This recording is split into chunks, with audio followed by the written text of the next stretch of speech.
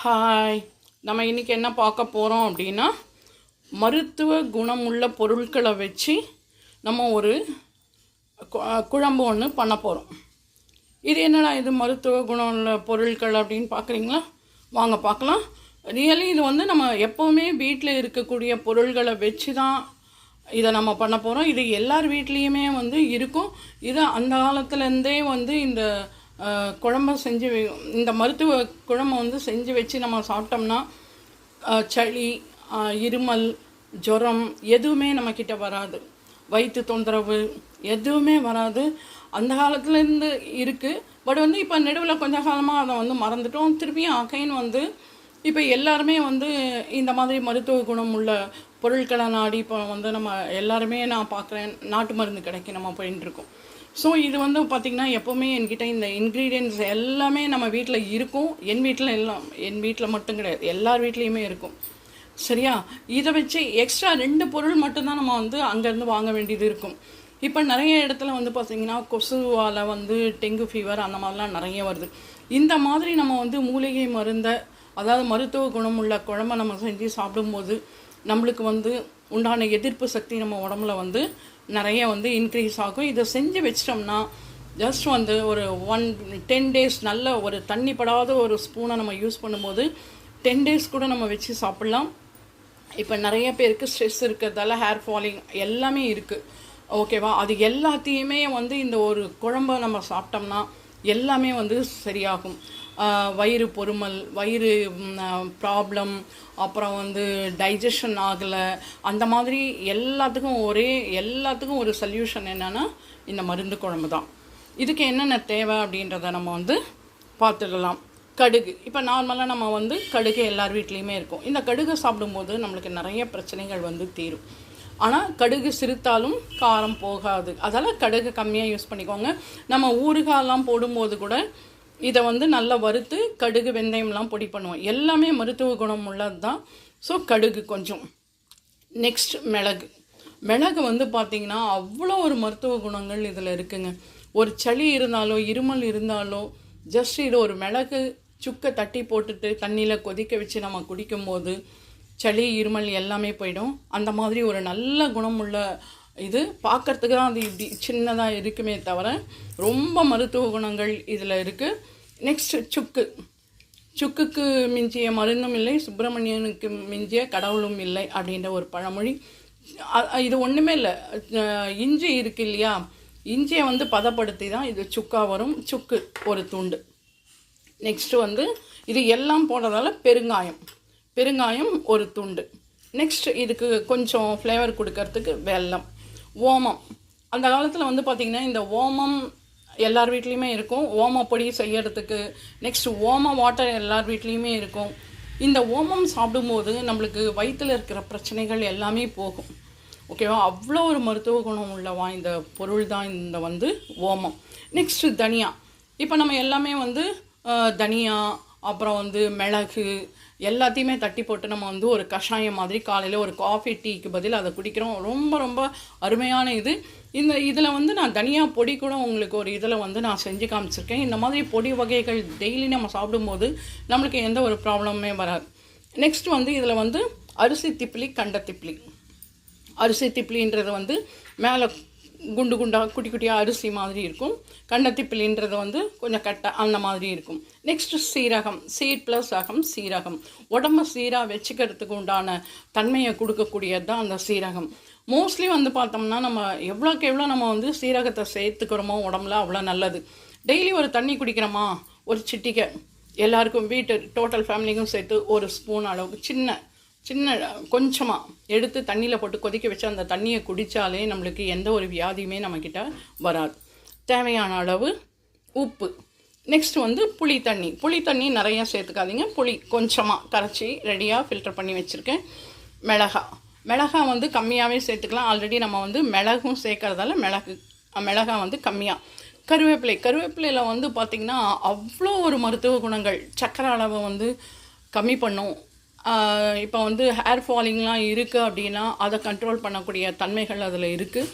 இதே மாதிரி சொல்லினே போகலாம். ஆனால் பட் வந்து நம்மளுக்கு நேரம் பத்தாது. வாங்க இதை எப்படி செய்யலாம் அப்படின்றத நம்ம பார்க்கலாம். இது எல்லாத்தையுமே வந்து நல்லா வறுத்து ட்ரை ரோஸ்ட் ஆக்கிட்டு எண்ணெய் விடாமல் கடாயில் போட்டு வறுத்து எடுத்து பொடி பண்ணி நம்ம அரைச்சி வச்சுக்கலாம். கொஞ்சமாக தண்ணி விட்டு கூட அரைச்சிக்குவாங்க, இல்லை பொடியாக கூட அரைச்சி ரெடி பண்ணி நம்ம எடுத்துன்னு வந்துடலாம். அதுக்கப்புறம் எப்படி பண்ணலாம் அப்படின்றத பார்க்கலாம். வாங்க அடுப்பை பற்ற வச்சுட்டு கடாய் போட்டாச்சு. இது வெறும் ட்ரை ரோஸ்ட்டு தான் பண்ண போகிறோம், எண்ணெயெல்லாம் விடக்கூடாது. ஃபஸ்ட்டு வந்து நம்ம கடுகு எல்லாத்தையுமே ஒன்றா போட்டுடலாம். தனியா, மிளகு, சீரகம், நெக்ஸ்ட்டு சுக்கு இல்லைன்னா இஞ்சி கூட நீங்கள் தட்டிட்டு போட்டுக்கலாம், ஒன்றும் பிரச்சனையே இல்லை. சுக்கு இல்லையே அப்படின்லாம் கவலை வேண்டாம். நெக்ஸ்ட்டு ஓமம் நிறைய கூட போட்டுக்கோங்க, ஒன்றும் பிரச்சனையே கிடையாது, அவ்வளோ நல்லது. நெக்ஸ்ட் வந்து பெருங்காயம், இந்த அரிசி திப்ளி கண்ட திப்ளி, அவ்வளோதான். இது எல்லாத்தையும் நம்ம வந்து ட்ரை ரோஸ்ட் பண்ணி பொடி பண்ணியோ அரைச்சோ நம்ம எடுத்துக்கலாம். இது எல்லாத்தையுமே ட்ரை ரோஸ்ட் பண்ணிவிட்டு லாஸ்ட்டாக தான் நம்ம கருவேப்பிலையை தனியாக போட்டு வறுத்து அதையும் இதில் வந்து சேர்த்து அரைக்க போகிறோம். சரியா? ஒரு 2 மிளகாய், ஏன்னா ஆல்ரெடி நம்ம வந்து மிளகு சேர்த்துருக்கோம், அதெல்லாம் மிளகாய் பார்த்து சேர்த்துக்கோங்க. இது ஏன்னா மருந்து குழம்பு அப்படின்றதால காரம் நிறைய இருக்கக்கூடாது, ரொம்ப காரமும் இருக்கக்கூடாது, அதனால் மிளகாய். ஏன்னா இதை குழந்தைங்களுக்கு டெய்லியே கூட ஒரு கொஞ்சமாக போட்டு சாதம் பிசைஞ்சு கொடுங்க, ரொம்ப ரொம்ப நல்லது. அதாவது இந்த காற்றால் பரவக்கூடிய நோய்கள், இப்போ மழையெல்லாம் வருது, அதால் பரவக்கூடிய நோய்கள் எல்லாமே இது வந்து நம்ம டெய்லி ஒரு ஸ்பூன் கொஞ்சமாக சாதத்தில் போட்டு ஃபஸ்ட்டு சாதம் இதை சாப்பிட்டுட்டு நெக்ஸ்ட்டு எல்லாம் நம்ம என்ன விருப்பமான சாதம் நம்ம வீட்டில் பண்ணியிருக்கோமோ அதை சாப்பிட்டுக்கலாம். ஆனால் ஃபஸ்ட்டு சாதம் வந்து இது ஒன்றா தான் இருக்கணும். இதை சாப்பிடும் போதே நம்மளுக்கு வந்து நோய் எதிர்ப்பு சக்தி நம்மளுக்கு நிறையவே அதிகமாகும். சில குழந்தைங்களுக்கு அங்கே மழை பெய்யும் போதே வந்து குழந்தைங்களுக்கு கோல்டுலாம் அஃபெக்ட் ஆகும். பெரியவங்களுக்கு கூட இப்போ நிறைய வந்து கோல்டு காஃபி எல்லாமே இருக்குது.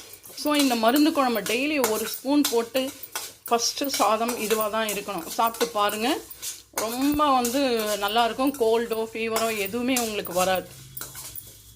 அவ்வளோதான். இதை வறுத்து நம்ம பொடி பண்ணிடலாம். அதே மாதிரி கருவேப்பிலையை லாஸ்ட்டாக தான் வறுத்து நான் பொடி பண்ண போகிறேன், அதையும் உங்களுக்கு காமிக்கிறேன். இப்போது கருவேப்பிலையும் போட்டு நம்ம நல்லா வறுத்து எடுத்து வச்சுக்கலாம். இதை பாருங்கள், நல்லா வாஷ் பண்ணிவிட்டு, இல்லை நீங்கள் ஆல்ரெடி வாஷ் பண்ணியிருந்தீங்கன்னா அப்படியே கூட எடுத்து போட்டுக்கலாம். இதை நல்லா வெயிலில் காய வச்சுட்டு, இப்போ நிறைய கருவேப்பிலையெல்லாம் கிடைக்கிறது அப்படின்னா நல்லா வாஷ் பண்ணிவிட்டு நல்லா வெயிலில் காய வச்சு பொடி பண்ணி கூட நீங்கள் எடுத்து வச்சுக்கோங்க. டக்கு நம்ம வந்து சாம்பார் ரசத்துக்கெலாம் கூட போடலாம். ஏன்னா குழந்தைங்க சாப்பிடும்போது அந்த கருவேப்பிலையை தூக்கி போட்டுடுறாங்க, அப்போ அதில் இருக்கிற வேல்யூ எல்லாமே போயிடுறது. ஸோ இந்த மாதிரி பொடி பண்ணி வச்சிட்டோம்னா ஈஸியாக குழந்தைங்க வந்து அதை சாப்பிட்ரும், தெரியாது, கருவேப்பிலையை தூக்கி போடுறதுக்கு சான்ஸே கிடையாது. ஸோ இதையும் வந்து நம்ம நல்லா ட்ரை பண்ணி எடுத்துடலாம்.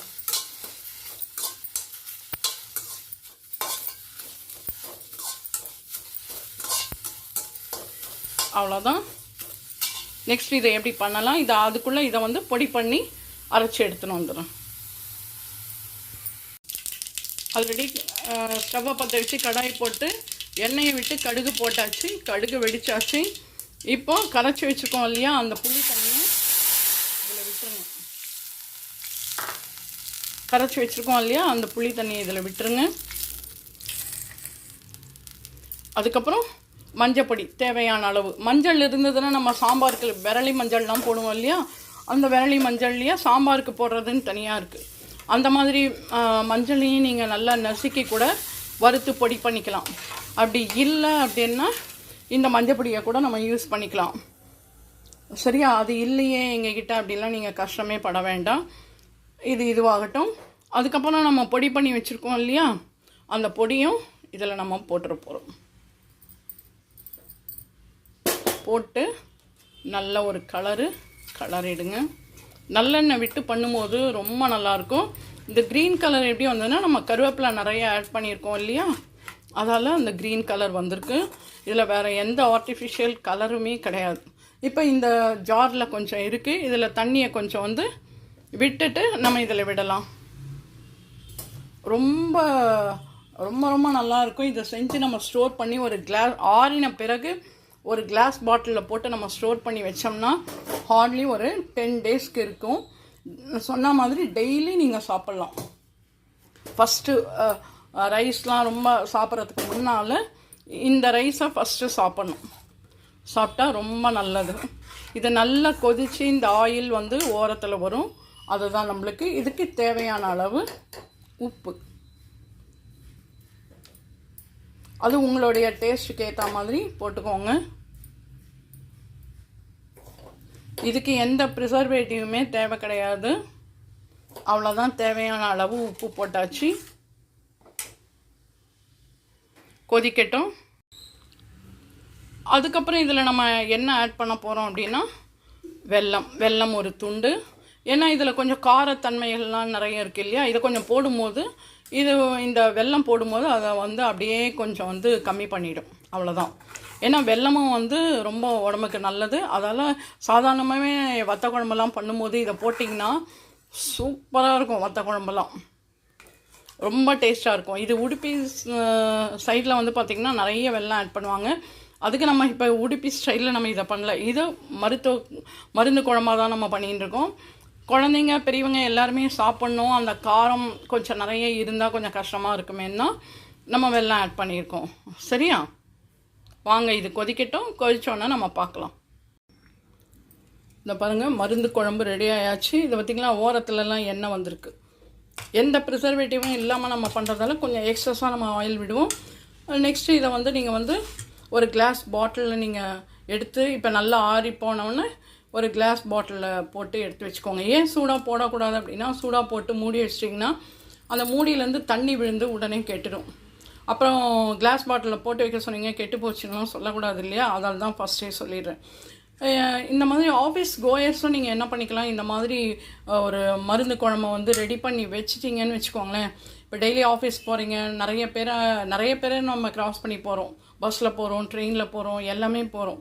ஸோ அந்த மாதிரி இன்ஃபெக்ஷன்லாம் ஆகாமல் இருக்கிறதுக்கு நம்மளால் முடிஞ்சதை நம்ம வந்து பாதுகாத்துக்கணும். ஸோ இந்த மாதிரி காலையில் ஒரே ஒரு 1/2 ஸ்பூன் போட்டு ஃபஸ்ட்டு இந்த ரைஸ், ஓகேவா? இதே மாதிரி குழந்தைங்களுக்கு நீங்கள் செஞ்சு கொடுக்கும்போது எந்த பயமே வேண்டாம். தாராளமாக எல்லா இடத்துக்குமே நீங்கள் போயிட்டு வரலாம். அது மட்டும் இல்லாமல் ஒரு ஃபங்க்ஷனுக்கு நம்ம போயிட்டு வரோம், வயிறு ஃபுல்லாக சாப்பிட்டுட்டோம், ஒரு மாதிரி இருக்குது அப்படின்னா நைட்டு வந்து நீங்கள் டிஃபன் சாப்பிட்றீங்களா, நோ ப்ராப்ளம். இது நீங்கள் சைடில் வச்சு சைட் டிஷ்ஷாக வச்சு தொட்டு சாப்பிட்லாம். இல்லை தோசை மேலே கூட நீங்கள் நல்லா அப்ளை பண்ணிவிட்டு நல்லா சுட எடுத்து சாப்பிடும்போது ரொம்ப டேஸ்ட்டாக இருக்கும். ஸ்டமக் ஏதாவது அப்செட் ஆகியிருந்தாலும் உங்களுக்கு இமீடியட்டாக கிளியர் ஆகிடும். ஸோ வெளியில் நீங்கள் அன்றைக்கி காலையில் சாப்பிட மறந்துட்டிங்களா, வெளியில் போயிட்டு வீட்டுக்கு வந்திருக்கீங்களா, நைட்டு எப்படி இருந்தாலும் டிஃபன் சாப்பிடுவோம் இல்லையா, அந்த டிஃபன் சாப்பிடும்போதும் இதில் ஒரு 1/2 ஸ்பூனோ இல்லை 1/4 ஸ்பூனோ போட்டு நீங்கள் சாப்பிடும்போது எந்த பயமே வேண்டாம். கோல்டு, ஃபீவர் எதுவுமே உங்களுக்கு கிட்டையே வராது. ரொம்ப உடம்புக்கு நல்லது. ஃபங்க்ஷனுக்கெல்லாம் போயிட்டு வந்து இதை சாப்பிடுங்க. நல்லா சாப்பிட்டது எல்லாமே, அதால் ஃபங்க்ஷனில் நல்லாவே சாப்பிடுங்க. ஐயோ ஸ்டமக் அப்செட் ஆகிடுமோ, பயமே வேண்டாம். எந்த ஒரு செயலையுமே நம்ம பயந்து செய்யும்போது தான் நம்மளுக்கு நிறைய வந்து நம்ம அஃபெக்ட் ஆகும். பயப்படாதீங்க. நம்மளுக்கு என்ன சாப்பிட்றது தான் ரொம்ப பிடிக்கணும், சாப்பிடுங்க. சாப்பிட்டு வந்துட்டு நைட்டு இதை ஒரு 1/4 ஸ்பூன் போட்டு டிஃபனில் சைட் டிஷ்ஷாக வச்சு சாப்பிடுங்க. ஒன்றும் ப்ராப்ளமே கிடையாது. ஓகேவா? இன்றைக்கி இந்த மருந்து குழம்பும் வாழைத்தண்டு கூட்டுன்னு தான் நான் இன்றைக்கி பண்ணியிருக்கேன் எங்கள் வீட்டில். ஸோ இந்த ரெசிபி நீங்கள் செஞ்சு பார்த்து சாப்பிட்டுட்டு எப்படி இருக்குதுன்னு சொல்லி லைக் பண்ணுங்கள், ஷேர் பண்ணுங்கள், கமெண்ட் பண்ணுங்கள். மறக்காமல் இது வரைக்கும் நம்மளோட சேனலை சப்ஸ்கிரைப் பண்ணாதவங்க சப்ஸ்கிரைப் பண்ணுங்கள். இதே மாதிரி ஒரு நல்ல ரெசிபியோடையும் ஒரு ஆன்மீக நிகழ்ச்சிகளோடையும் உங்களை நான் மீட் பண்ணுறேன். ஏன்னா ஆடி மாதம் தொடங்கியாச்சு இல்லையா, ஸோ அது ரிலேட்டடாகவும் உங்களுக்கு வந்து போஸ்ட் வந்துட்டுருக்கோம், வீடியோஸ் வரும், இல்லை ஷார்ட்ஸ் வரும். இதே மாதிரி நீங்களும் உங்கள் வீட்டில் ஸ்டோர் பண்ணி வச்சு நல்லா சாப்பிட்டு நல்லா எல்லோரும் ஹெல்த்தியாக இருக்கணும். நம்ம சுற்றி இருக்கிறவங்களும் ஹெல்த்தியாக இருக்கணும்னு நம்ம நினைக்கலாம். இதே மாதிரி அடுத்த ஒரு ரெசிபியோடு உங்களை மீட் பண்ணுறேன். பாய், டேக் கேர்.